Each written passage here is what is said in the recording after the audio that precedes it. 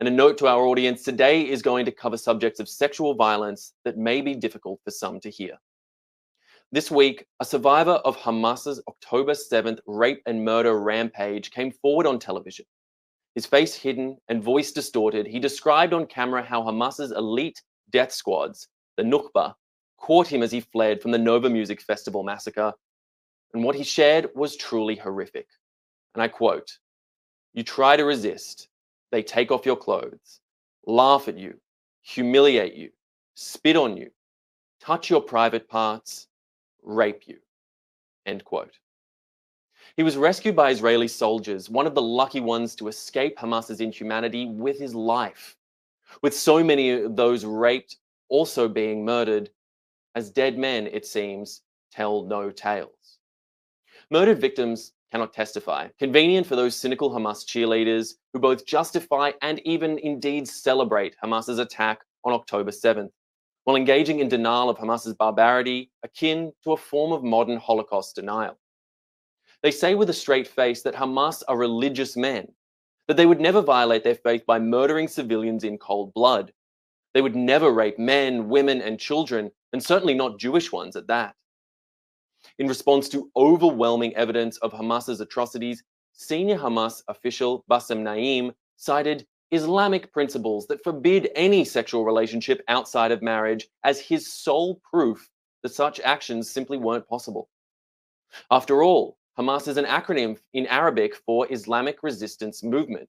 It is the Palestinian branch of the Sunni Islamist sect, the Muslim Brotherhood. But the rape and wholesale slaughter of Jews on October 7th isn't enough for the Hamas death cult. Hamas continues to prosecute inhumane atrocities against even their own people. Recently discovered Hamas documents reveal their protocols for finding and punishing homosexual people inside Gaza. Hamas interrogators are instructed on aggressive questioning focused solely on sexual preferences, and Gazans suspected of homosexuality are routinely executed. Yet, other Hamas documents, some found on the bodies of October 7th rapists and murderers, reveal the true face of Hamas. Phrasebooks with Arabic language transliterations of the Hebrew for take off your clothes, strip, or take off your pants. Plus, Hamas's Shura Council issued fatwas or Islamic legal rulings giving religious permission for murder, mutilation, and sexual crime, especially for October 7th. Captured Hamas terrorists said that they were ordered to murder women and children, crush their heads, and cut them off, and to rape corpses. And let's not forget, much of these atrocities were gleefully documented by these inhuman beasts with their own cameras, set up to catalogue every atrocity in excruciating detail. Nearly 10 months after Hamas declared war, after months of tentafadas and talking heads contextualizing October 7th, we must remember October 7th was the deadliest day for the Jewish people since the Holocaust. Hamas murdered over 1,000 men, women, children, and even infants.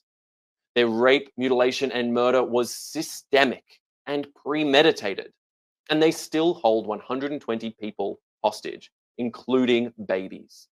All barbarity is permitted in Hamas's goal of destroying the Jewish state and committing genocide against its people, and this is the enemy we in Israel still face today. All this being said, let's now turn to take some questions from our audience watching live on social media, and please keep asking questions. We are ready to answer. Our first question comes from Camille on YouTube Live. What is a Philadelphia corridor, and why does Israel want to control it?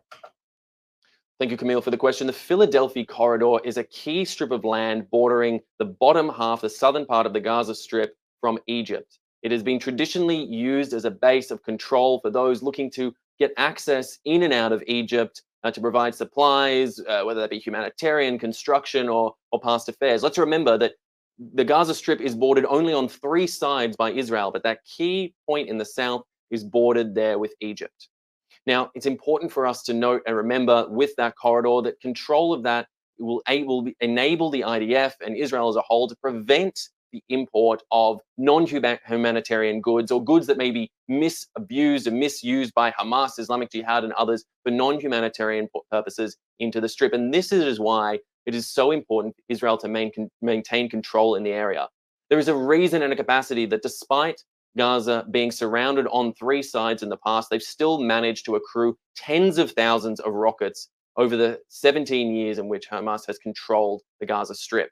This has prevented any sort of peace settlements or any sort of agreements from being able to take place, as so much of the supposedly civilian infrastructure is misappropriated and misused by Hamas, and continues to do so right up into the peak of what we saw on October 7th and the days and weeks following that, in which thousands of rockets were fired out of the Strip. Israel is eager to break down that supply line, to maintain control of the Gaza Strip in order to ensure that they are able to continue to prevent the sort of weaponizing and military buildup that Hamas so eagerly wants, and at the same time continue to provide the essential humanitarian care that is needed for the civilians of Gaza.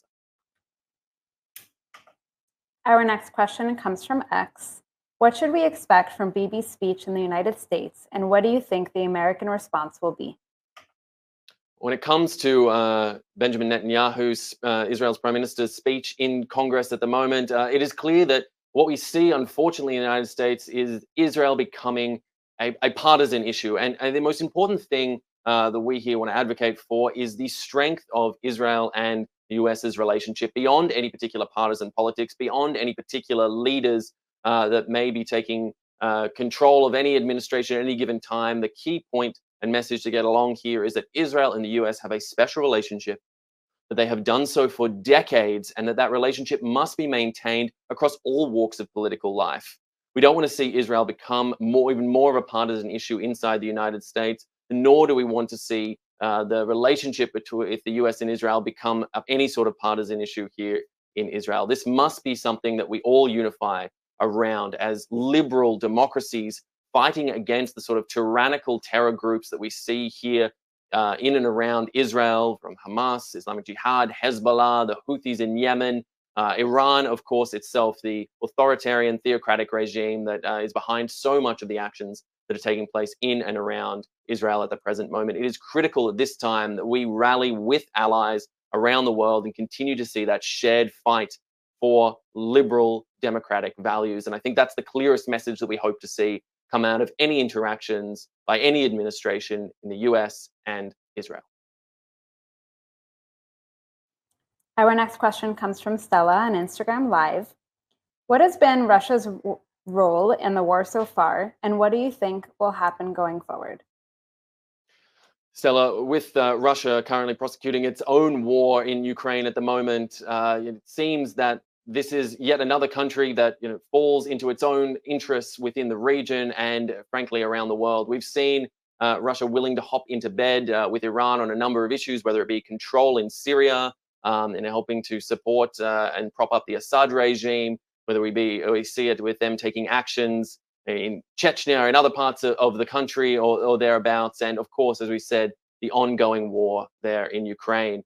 Russia, it seems, for the time being, certainly isn't interested in fighting for liberal democracy the world over. And for that matter, it is even more important to return to the point I just made about the Israel-US relationship, that the US continue to support Israel as the only liberal democracy here in the Middle East, to ensure that that relationship is maintained, that the sovereignty, security, and capabilities of Israel as the only representative of that form of democracy here in the Middle East are maintained, regardless of what may be happening in the territory, in the region, or around it.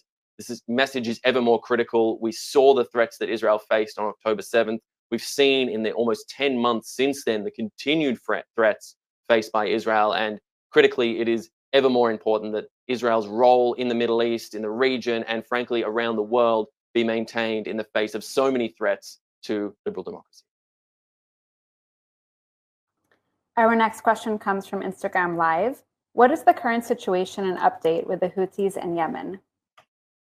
Well, as we've continued to see threats going back and forth between the Houthis and Israel, in the wake of that horrendous drone strike that hit the center of Tel Aviv, causing a massive explosion in the heart of one of Israel's major cities, that unprovoked attack by the Houthis, who are trying to involve themselves in a war thousands of kilometers away from their own, while their people continue to starve, die of cholera, and not have the resources available to them to simply continue life. They choose to commit resources to trying to fight a war with not even a neighbor, another territory thousands of kilometers away. You can see where the Houthi priorities lie. You can see where the importance of this terrorist militia group lie in attempting to keep themselves promoted on the global stage and act like they're in control as they continue to block off facets of the Red Sea and limit trade there through the Suez Canal to try and big themselves, as it were, to make themselves seem important on a global stage. This simply is the goal of a regime that is incapable of simply ruling its own people, to simply maintaining control in its own region. And frankly, the fact that they continue to try and be involved with Israel in any way and continue to commit resources to a war, which, as I said, is so far away from their own borders and so irrelevant to their own excruciatingly critical interests in maintaining the health, security, and management of their own people, it frankly borders on the farcical, and it'd be something that you would hope that someone in Houthi leadership could try and get a clear sense around. But as we've said before, and we'll say again, serving as an Iranian proxy, as the Houthis indeed are, it seems that they are more interested in prosecuting Iran's interests than truly looking after the people of Yemen. And I just only hope that they truly find some sense in the near future and are able to focus on their own needs rather than being distracted by the interests of greater powers outside the country of Yemen itself. Our next question comes from Instagram Live. Has there been sufficient support from the French to ensure the safety of Jewish Olympians and the Israeli team in the Olympics? As we get closer and closer to the start of the Olympics later on this week, I think everyone here has a mind to the horrors of the past, of course, thinking back to 1972 games in Munich and the terrible incident that led to the death of 11 Israeli athletes. Frankly, what we see here in France is, a hope and a need and an understanding by many of the need to secure Israeli athletes, to protect the Israeli team at a time and a place where people should be able to stand proud and loud of their own nation, to wave an Israeli flag with pride and to do so with a feeling of safety and security. I can't speak to the specificities of France's preparations in the lead up to the Olympics, but all I can say is that as a also key ally of Israel's, France can, and I'm sure is well aware of the need for increased security in and around Israel's athletes themselves, and of course any of their supporters who might be there trying to enjoy the Olympic Games, a time of joy and engagement and experience when athletes from around the world should be able to gather together with a feeling of safety and security to perform their best for us and the world to see and cheer them on, as I certainly will be doing, supporting the Israeli athletes. I can only hope that we have a fruitful, a successful, and truly peaceful games, and that the greatest difficulty that I will have to face is whether to support Israeli or Australian athletes in any given event should they cross paths. Let's just all hope that that is the biggest issue. Our last question for today comes from Israeli citizen spokesperson Ashley Waxman-Bakshi. What do you say to Jews around the world who are removing their mezuzahs from their homes? Ashley, thank you so much for calling in with that question. It's a sad state of affairs, is it not? Calls back to, I think, people marking their doors in anything from the Nazi context to way back in biblical times.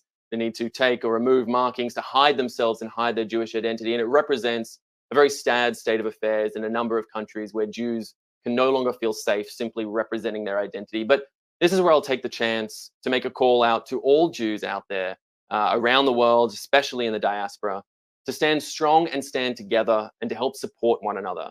This is a chance for the Jewish community, no matter your level of religiosity, your level of engagement with the community in the past, whether you have an established Jewish community or no, but to come together and work with any communities that may exist at a grassroots level to provide the support and care for one another, to check in on elderly or infirm Jews in the community who may need the support of others from around the space and around the community, to join together and be there for one another, to keep an eye out. And of course, if you see something, certainly say something to protect and look after each other. This is a time to be alert, but hopefully in your community, not too alarmed.